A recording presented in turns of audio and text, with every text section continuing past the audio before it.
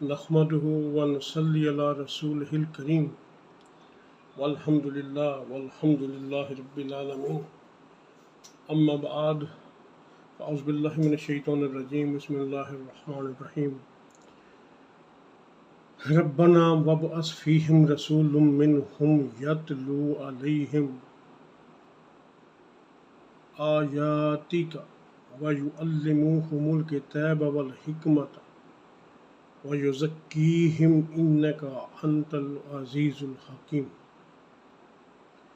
سورۃ البقرہ آیت نمبر 129 صلی اللہ علیہ حبیبہ محمد وعلی آلہ وأصحابہ وبارک وسلم۔ صلی اللہ علیہ حبیبہ محمد وعلی آلہ وأصحابہ وبارک وسلم۔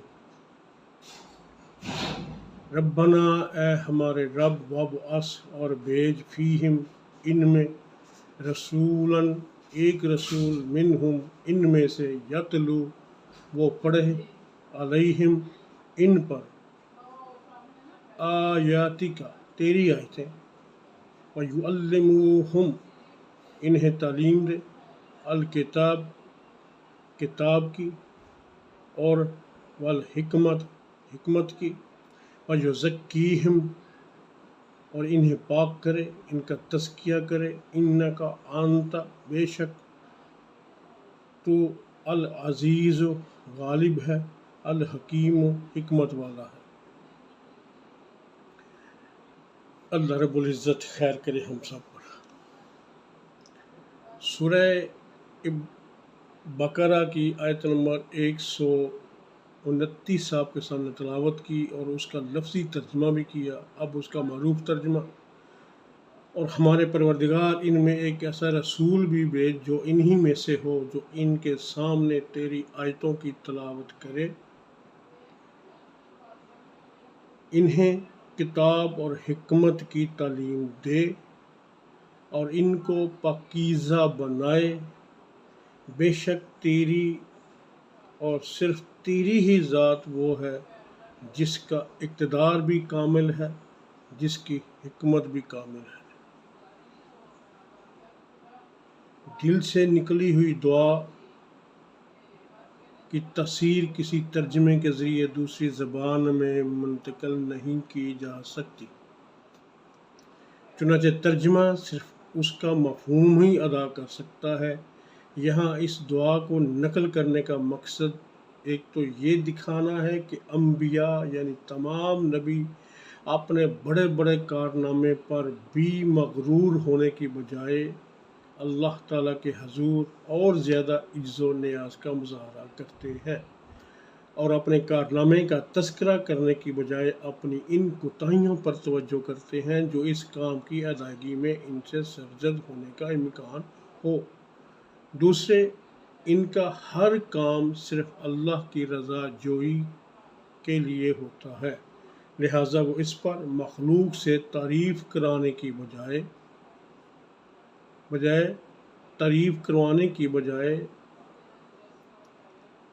فکر کی بجائے اللہ تعالیٰ سے قبولیت کی دعا مانگتے ہیں۔ تیسرا یہ کہ ظاہر کرنا مقصود ہے کہ حضرت صلی اللہ علیہ وسلم کی تشریف آوری حضرت ابراہیم کی دعا میں شامل تھی، اور اس طرح خود حضرت ابراہیم علیہ السلام نے یہ تجویز دی تھی کہ آپ بنی اسماعیل میں سے مبعوث ہوں، یعنی نبی کریم صلی اللہ علیہ وسلم کے لیے جو دعا فرمائی گئی وہ اس میں اس کا ذکر ہے کہ وہ بنی اسماعیل میں یعنی میری آل میں سے مبعوث ہو، نہ کہ بنی اسرائیل میں سے۔ بلکہ اس کی تفسیر میں فرمایا کہ وہ جب لوگوں میں اپنے اصحاب میں بیٹھ کر میرا کہیں اپنا ذکر کرے تو مجھے دادا ابراہیم کہہ کے پکارے۔ حضور نبی کریم صلی اللہ علیہ وسلم کی تشریف آوری کے بنیادی مقاصد بھی بیان فرما دیے کہ ان مقاصد کو قرآن کریم نے کئی مقامات پر بیان فرمایا اور ان کی تشریح بھی کئی جگہ پر ہوئی۔ مثلاً اب جب اس کی دعا کی مقبولیت بھی ہوئی اور اللہ رب العزت نے اس کا ذکر بھی قرآن میں فرمایا، کیسے فرمایا؟ کما ارسلناک فیکم رسول منکم یتلو علیکم آیاتنا ویزکیکم ویعلمکم الکتاب والحکمت ویعلمکم ما لم تکونوا تعلمون۔ اب اس کا لفظی ترجمہ کروں گا تو ٹائم زیادہ لگے گا، میں اس کا معروف ترجمہ ہی دیتا ہوں آپ کو۔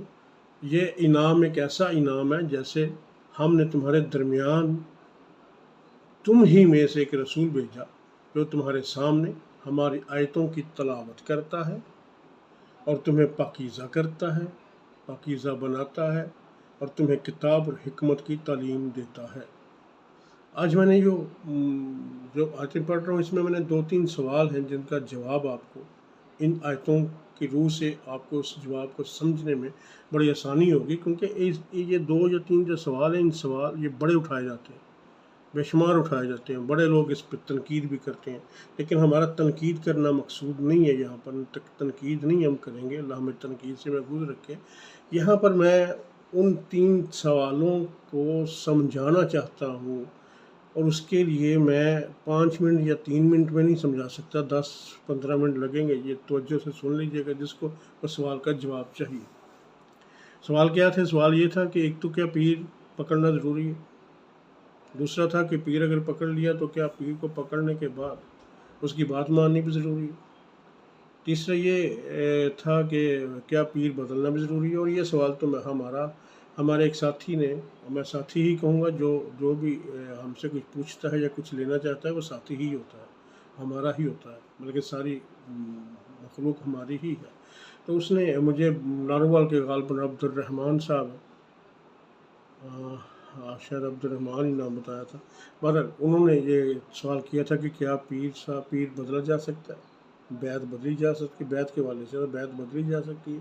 اب ان سب چیزوں کی اہمیت تو سارا کچھ میں آپ کو تھوڑے وقت میں زیادہ کلام سمجھانے کی کوشش کرتا ہوں، اللہ آپ کو سمجھ لگ جائے۔ دیکھو بات سنو، قرآن کو تلاوت، قرآن کی خالی تلاوت، بعض لوگ تو یہ کہتے ہیں کہ قرآن پاک کی جو تلاوت کرنا ٹھیک نہیں ہے، اس کو سمجھنا ٹھیک ہے، لیکن اس آیت کو ذرا غور کیجیے گا، وہ کہتا ہے تلاوت بھی کرنی، آیتوں کی تلاوت اپنی جگہ، تلاوت جس کو نہیں سمجھ لگتی اس کو بھی اس کا ثواب دیا جائے گا۔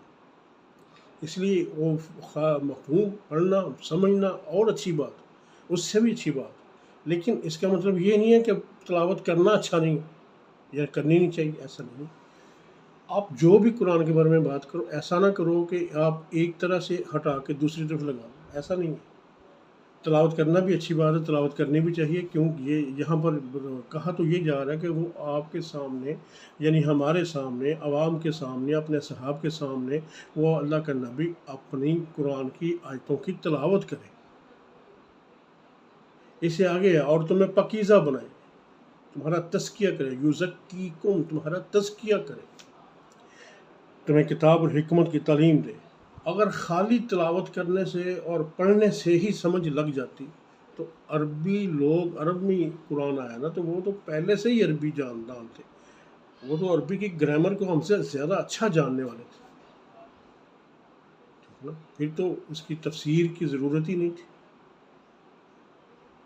ٹھیک ہے؟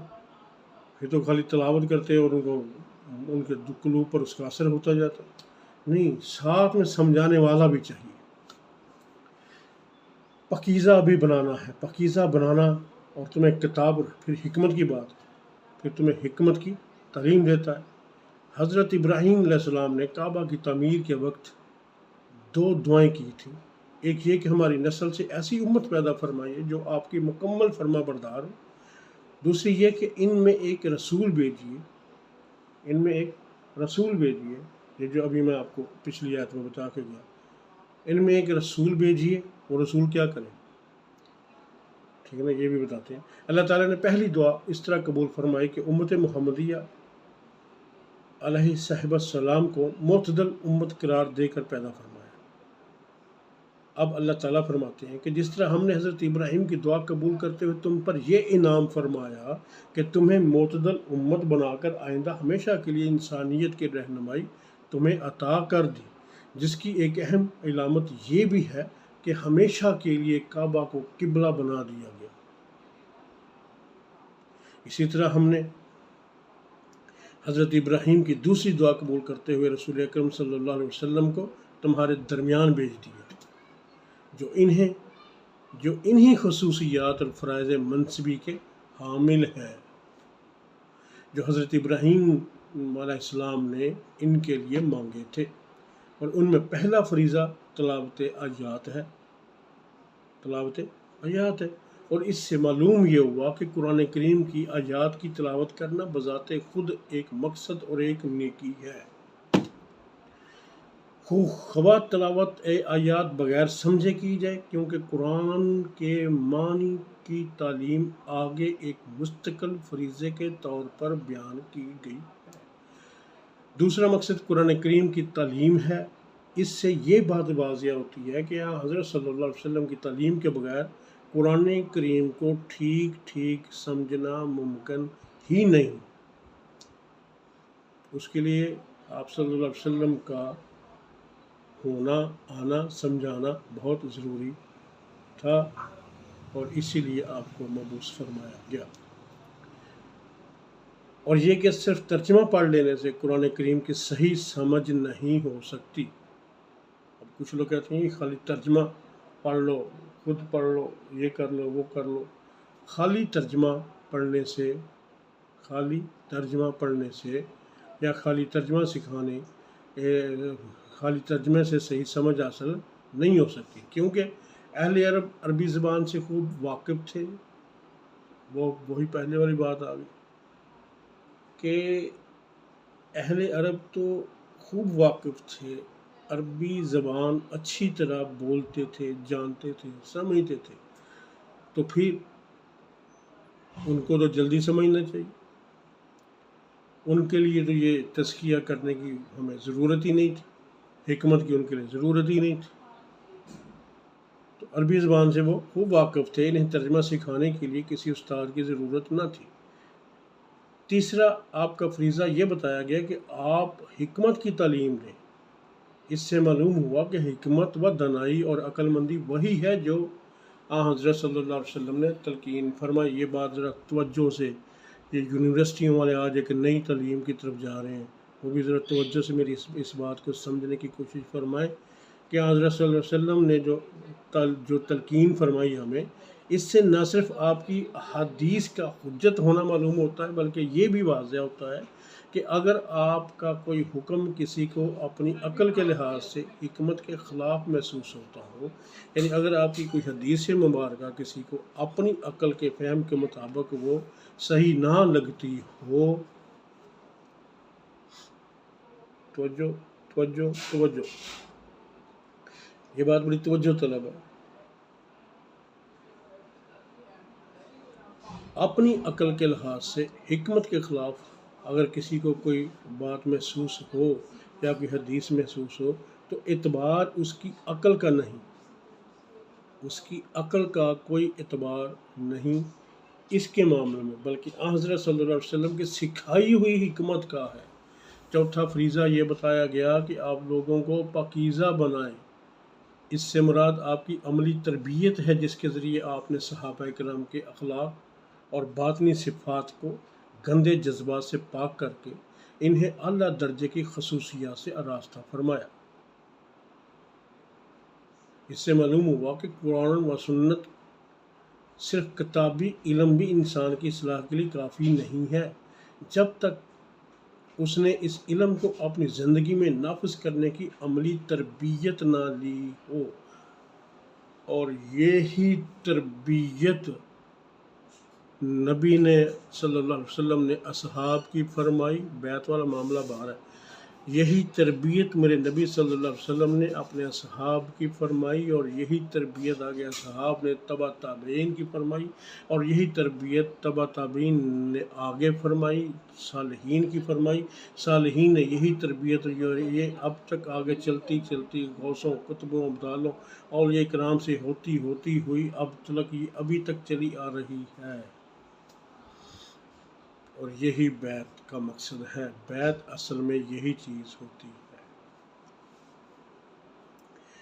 اچھا جی، حضرت صلی اللہ علیہ وسلم نے صحابہ کو جو اپنی صحبت سے سرفراز فرمایا، ان کی جو آپ نے تربیت فرمائی یہ، اور پھر میں نے جس طرح آپ کو ابھی پہلے بتایا کہ تابعین تبع تابعین نے تابعین کی، صحابہ نے تابعین کی اور تابعین نے تبع تابعین کی، اسی طرح تربیت کی جیسے پیچھے نبی کریم صلی اللہ علیہ وسلم نے صحابہ کی، اور یہ سلسلہ صدیوں سے اسی طرح چلا آتا ہے۔ باطنی اخلاق کی اسی تربیت کا علم احسان یا تزکیہ کہلاتا ہے، اور تصوف بھی در حقیقت اسی علم کا نام تھا، اگرچہ بعض نااہلوں نے اس میں غلط خیالات کی ملاوٹ کر کے بعض مرتبہ اسے خراب بھی کر دیا، لیکن اس کی اصل یہی تزکیہ ہے جس کا ذکر قرآن کریم نے یہاں فرمایا ہے، اور ہر دور میں تصوف کی اصل حقیقت کو سمجھ کر اس پر عمل کرنے والے ہمیشہ موجود رہے ہیں، موجود رہیں گے، یہ یاد رکھنا، موجود رہے ہیں، موجود رہیں گے۔ جب یہ لوگ ختم ہو گئے تو پھر دین، اگلا لفظ میں کہنا نہیں چاہتا، بہرحال یہ لوگ ہمیشہ موجود رہیں گے۔ اب میں آتا ہوں اشرف علی تھانوی صاحب کے بیعت کے حوالے سے ایک بات کی طرف، تاکہ کوئی بات ہو ہی نہ۔ کسی پیر سے بیعت لینا کیسا ہے؟ یہ اشرف علی تھانوی صاحب سے کسی نے پوچھا، ان کا جواب ملاحظہ فرمائیں۔ بیعت ہونا فرض نہیں ہے، البتہ دین کے راستے پر چلنا، نفس کا تزکیہ اور اصلاح کرنا فرض ہے۔ کسی سنت اور شریعت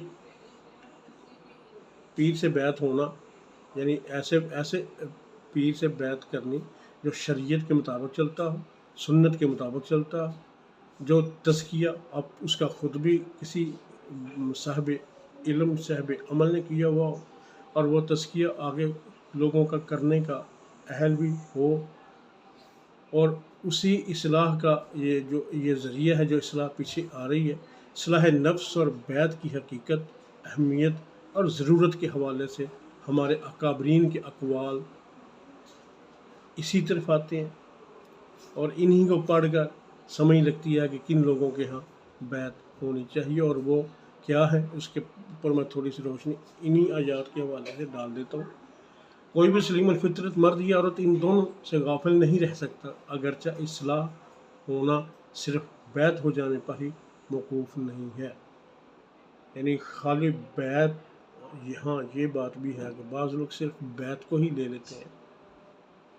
اگر کوئی بندہ سمجھتا ہے کہ بیعت کے بغیر اپنی اصلاح کر سکتا ہے، تزکیہ کر سکتا ہے، رب العالمین تک پہنچ سکتا ہے، رب سے شناسائی کر سکتا ہے، تو ٹھیک ہے، کر لیں۔ ہمیں تو بہت مشکل لگتا ہے، ہمیں تو ابھی بھی بہت مشکل لگتا ہے، حالانکہ ہم لوگوں کو چلا رہے ہیں، اس طرف لے کے آ بھی رہے ہیں، لیکن ہمیں اس وقت بھی یہ انتہائی مشکل لگتا ہے، اور بار بار دعائیں کرتے ہیں، یا رب العالمین، یا رب العالمین، استقامت پہ رکھنا، استقامت پہ رکھنا، استقامت پہ رکھنا، میرے مولا اپنی مدد ہمارے شامل حال فرما کے رکھنا۔ نفس کی اصلاح اتنا آسان کام خاص طور پہ آج کے دور میں نہیں ہے، یہ پکی بات ہے، پہلے کی بات نہیں کرتا ہوں، آج کے دور میں تو نفس کی اصلاح اور اس کا تزکیہ کرنا بہت ہی مشکل ہے۔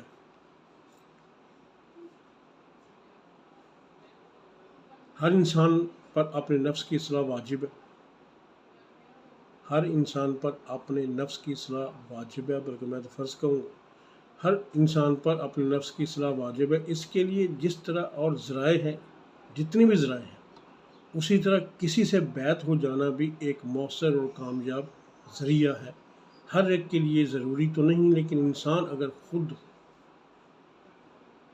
میں اسی طرف یہ بات جا رہی ہے، انسان اگر وہ سمجھتا ہے کہ مجھے نہیں ضرورت، اور جس طرح سے کہا جاتا ہے کہ بعض لوگ جس طرح یوں کہتے ہیں کہ تیرے ماں پیو ہے نے تینوں کسی کی بیعت کرنے کا دی لوڑ جا کے ماں پیو کی خدمت کر،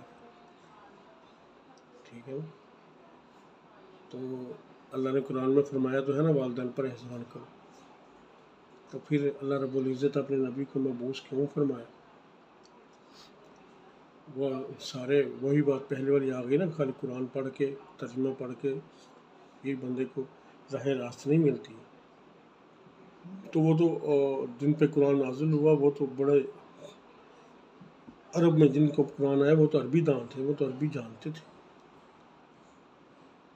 نہیں، ایسا نہیں ہے. آپ نے جو اس میں تربیت کی ضرورت ہے، تزکیے کی ضرورت ہے. معصیت مادیت ہمارے جسم کے اندر رچ بچ گئی ہوئی ہے، اس کو ختم کرنے کی ضرورت ہے. اور پھر آگے ایک جگہ پہ اللہ رب العزت نے قرآن میں ارشاد فرمایا سورۃ البقرہ کے اندر، غالباً یہ 269 ہے یہ آیت نمبر، یؤتی الحکمۃ من یشاء ومن یؤت الحکمۃ فقد اوتی خیرا کثیرا وما یذکر الا اولو الالباب.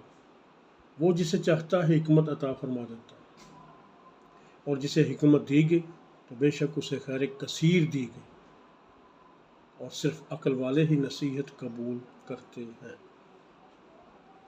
اب اس آیت میں بھی اسی ہی حکمت کا ذکر ہے جس حکمت کو تصوف میں استعمال کیا جاتا ہے، جس کی اصطلاح تصوف بھی ہے. اب میں یہاں اپنی بات کو ختم کرتا ہوں، تفصیل میں جانا نہیں چاہتا، لیکن جس طرح آپ نے پہلے 2 آیتیں آپ کے سامنے پڑھی، 3 آیتیں جو آپ کے سامنے پڑھی، ان آیتوں پر تھوڑا سا آپ بھی غور کیجیے گا. اور یہ جس راستے پر چلنا جس کے لیے نبی مبعوث ہوئے اور جس میں صحابہ کی تربیت کی گئی، اس راستے پر کیا خالی قرآن پڑھ کے بندہ چل سکتا ہے؟ کیا حدیث پڑھ کر بندہ چل سکتا ہے؟ نہیں، چلانے والا چاہیے. نماز سب سے اہم رکن ہے، نماز بہترین عبادت ہے، اور یہ عبادت کرنے کے لیے اللہ رب العزت نے آپ کو جماعت کے ساتھ پڑھنے کا حکم فرمایا. اور جماعت کیا ہے کہ ایک بندہ آگے ہوتا ہے باقی پیچھے ہوتا ہے. میدان جنگ میں بھی آپ کو ایک حکمت یہ عطا کی گئی کہ آپ ایک سپہ سالار ہوگا، باقی اس کے حکم کے تابع ہوگا. اور یہ جہاد جو آپ کرتے ہیں جہاد اصغر ہے، اور یہ جہاد جس کا ذکر ابھی جا رہا ہے، تزکیہ جو آپ نے نفس کا کرنا ہے، یہ جہاد اکبر ہے. جہاد اصغر کے لیے تو آپ اپنا سپہ سالار مقرر کر لیں، اور جہاد اکبر کے لیے آپ اپنا سپہ سالار مقرر ہی نہ کریں، یا اپنا سپہ سالار کو بنائیں نہ. نہیں، ایسا نہیں. کچھ لوگ یوں کہتے ہیں کہ بیعت شیعت کی ضرورت نہیں ہے، پیر پکڑنے کی ضرورت نہیں ہے. پیر رہبر کو کہتے ہیں، پیر ہمارے یہاں مشہور ہوا، رہبر کو کہتے ہیں، رہنمائی کو کہتے ہیں، رہنما کو کہتے ہیں، مرشد کو کہتے ہیں. تو پیر شیر کی ضرورت نہیں ہوتی ہے، جہاں سے کوئی بات ملے لے لو. تو اگر یہاں سے جو بات ملے لے لو تو میں اس کا قائل نہیں ہوں. پھر تو آپ متشابہ آیات میں شامل ہو جائیں گے، پھر تو آپ فرقہ واریت آپ سے چھوٹ ہی نہیں سکتی. کسی اقدا ہونا پہنتا ہے، کسی اقدا ہونا پہنتا ہے. بہرحال بیعت بہت ضروری ہے، بیعت بہت ضروری ہے تزکیہ نفس کرنے کے لیے. تزکیہ نفس کرنے کے لیے، روحانیت کو عروج دینے کے لیے، اپنی روح کو پاکیزہ ستھرا نتھرا کرنے کے لیے بیعت کی ضرورت ہے. اب بات یہ ہے کہ بیعت جس سے کرنی ہے وہ بندہ 4-5 خوبیوں کا مالک ہو، کم از کم 4 خوبیوں کا مالک ہو جس سے آپ نے بیعت لینی ہے. وہ کون سی خوبیاں ہیں؟ وہ تصوف کے حوالے سے میں آپ کو بتاتا چلوں. جو اس راہ پہ چلتا ہے اس کو صوفی کہتے ہیں. سادہ زبان میں ہم صوفی کا معنی یہ مفہوم یوں لے سکتے ہیں کہ معرفت اللہ کے حصول کے لیے جس نے تصوف کو اپنایا وہ صوفی کہلاتا ہے. صوفی کے متعلق مختلف اقوال ہیں. اس میں پہلا قول کہ جو بندہ اللہ کے ساتھ قلب کو ہر قسم کی مادیت اور معصیت اور تمام خواہشات سے پاک رکھے وہ صوفی ہے. اور یہ اکیلے صاف نہیں ہوتے، اور یہ اکیلے صاف نہیں ہوتی.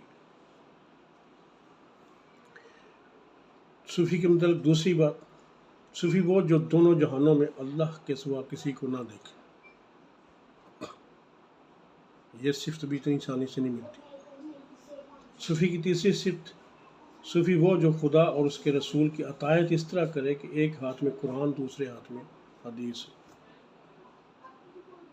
نہ حدیث سے باہر ہو نہ قرآن سے باہر ہو۔ عارف وہ، یہ حضرت باجزید بستامی فرماتے ہیں، عارف وہ یعنی صوفی بھی عارف ہی ہوتا ہے، عارف وہ جو فصل کے وقت اللہ کے دیدار کے سوا کسی چیز پر رضا مند نہ ہو۔ یہ گگڑیوں والے، سجادہ نشین، یہ سارے صوفی نہیں ہوتے۔ یہ 4 صفتیں صوفی میں تلاش کرو۔ اور دوسری بات یاد رکھیے گا، ہر ولی صوفی بھی ہوتا ہے، ہر ولی پیر بھی ہوتا ہے، اس لیے ان سے الجھنا بھی مت۔ ہاں، جو شریعت کا تارک ہے نہ وہ ولی ہے، نہ وہ پیر ہے، نہ وہ صوفی ہے۔ کوٹ کوٹ پیتی ہیں، خدا نے گلاں کی ہیں، یہ لوگ ان لوگوں سے بچ کری، جو لوگ شریعت کے تارک ہیں ان سے بچ کری۔ جہاں نماز نہیں وہاں کچھ بھی نہیں، جہاں قرآن نہیں وہاں کچھ بھی نہیں، جہاں حدیث نہیں وہاں کچھ بھی نہیں، جہاں اہل بیت نہیں وہاں کچھ بھی نہیں، جہاں صحاب نہیں وہاں کچھ بھی نہیں۔ جس شیخ کے پاس، جس پیر کے پاس آپ نے جانا ہے، یہ ساری چیزیں اس کے پاس ہونی لازم چاہیے۔ اس کا چہرہ دیکھ کے آپ کو اللہ اور اللہ کا رسول یاد آنا چاہیے۔ اس کی تعلیمات میں آپ کو وحدانیت کا رنگ نظر آنا چاہیے۔ اس کی باتوں میں، اس کے کردار میں، اس کی گفتار میں آپ کو نبی کریم صلی اللہ علیہ وسلم کی سیرت میں آنا چاہیے۔ ہر ولی صوفی بھی ہوتا ہے، پیر بھی ہوتا ہے، رہنما بھی ہوتا ہے، مرشد بھی ہوتا ہے، لیکن ہر مرشد ولی نہیں ہوتا، ہر پیر ولی نہیں ہوتا، ہر صوفی ولی نہیں ہوتا۔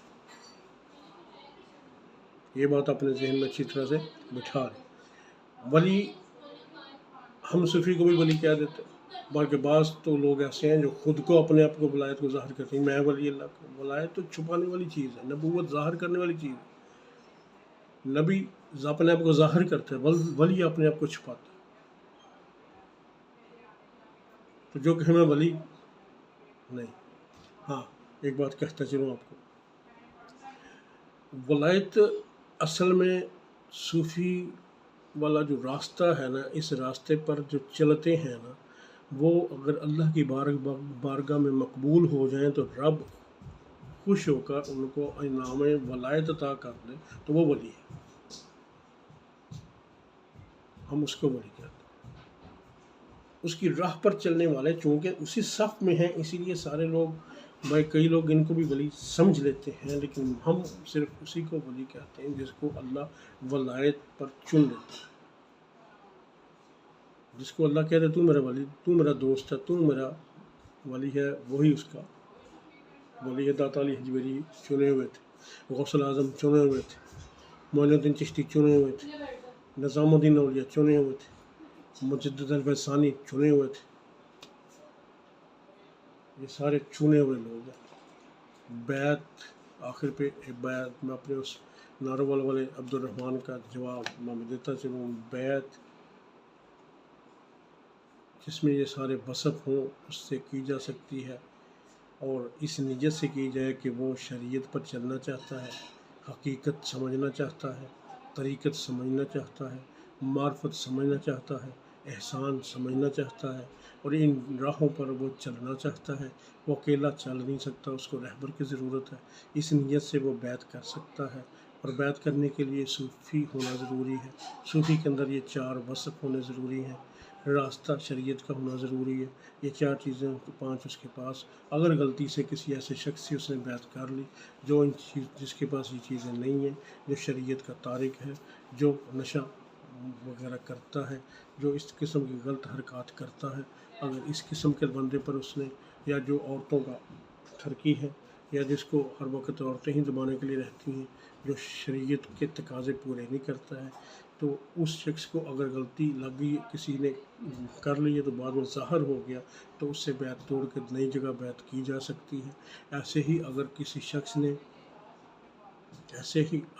شخص کا پیر شیخ وصال کر گیا، اگر اس سے اتنی تربیت وہ نہیں لے سکا کہ وصال کے بعد اس سے رابطہ کر سکے، یا اس کا رابطہ ہو سکے، یا اس کا وہ شیخ اس پوزیشن میں نہیں ہے وہ پیچھے رابطہ کر سکے، یا یہ معاملہ ایسا نہیں ہے، مطلب اس سے قبر میں اس سے رہنمائی نہیں لے سکتا، تو پھر وہ اپنی بیعت تبدیل کر لے، کیونکہ رہنما کا سالک رہنما کا موجود ہونا ضروری ہے۔ تو اس لیے وہ نئی جگہ نئے کسی اللہ والے کو ڈھونڈ کے اس سے بیعت کر لینی چاہیے اس کو۔ لیکن آج کے اس دور میں بہت کم لوگ ہیں جو وصال کے بعد بھی اپنے شیخ سے رابطے میں رہتے ہیں۔ اس لیے آج کے دور میں اگر کسی کا مرشد چلا جائے تو وہ اگر نئی جگہ بیعت کرنا چاہے تو کر سکتا ہے، ٹھیک ہے نا، کر سکتا ہے۔ لیکن اگر اس کو لگے کہ نہیں، میں جس جگہ پر ہوں اسی جگہ پر ہی ٹھیک ہوں، میں اپنے آپ کو بچا لوں گا، اپنے جو راستہ جتنی تربیت میری کر گئے ہیں میں اسی تربیت کو لے کے قبر تک چلا جاؤں گا اور میں ڈولوں گا نہیں، تو پھر ٹھیک ہے، اسی بیعت پر رہیں، کوئی حرج نہیں ہے، کوئی پابند نہیں ہے، ٹھیک ہے نا۔ تو اور جو رابطے میں ہے وہ تو قطعاً وہ تو جا ہی نہیں سکتا، اس کی جو مرضی آپ کہہ لیں وہ تو ہل ہی نہیں سکتا وہاں سے۔ یہ تو مشکل ہی بات کر رہا ہوں جس کا رابطہ نہیں ہے، اور جس کا رابطہ نہیں ہے اسی کے لیے یہ باتیں ہیں، یہ ساری باتیں اسی کے لیے ہیں جس کا رابطہ شابطہ نہیں ہوتا۔ بہرحال اللہ خیر عطا فرمائے۔